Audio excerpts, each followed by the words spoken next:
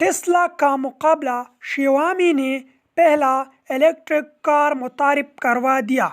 अस्सलाम वालेकुम फ्रेंड्स, उम्मीद रखता हूँ कि आप सब लोग खैर वाफियत से होंगे। चीनी कंपनी शिवामी ने टेस्ला के मुकाबले में अपना पहला इलेक्ट्रिक कार मुतारिफ करवा दिया है।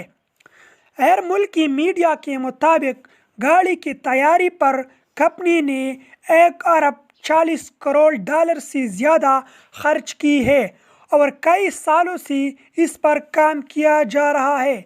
इस गाड़ी को शिवामी SU7 का नाम दिया गया है और आइंदा चंद माह में ये चीन में सार्फिन को दस्तयाब होगा।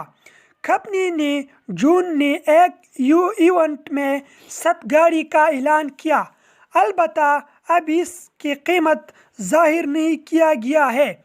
इन्होंने तवक्को जाहिर किया कि हमारी कंपनी इलेक्ट्रिक गाड़ी की मार्केट की लीड के तौर पर काम करेगा। ये गाड़ी 2 मुख्तलिफ मॉडल्स में दस्तयाब होगा, जिनमें से एक मॉडल सिंगल चार्ज पर 668 किलोमीटर तक सफ़र कर सकेगा, जबकि दूसरा गाड़ी 800 किलोमीटर तक सफ़र कर सकेगा।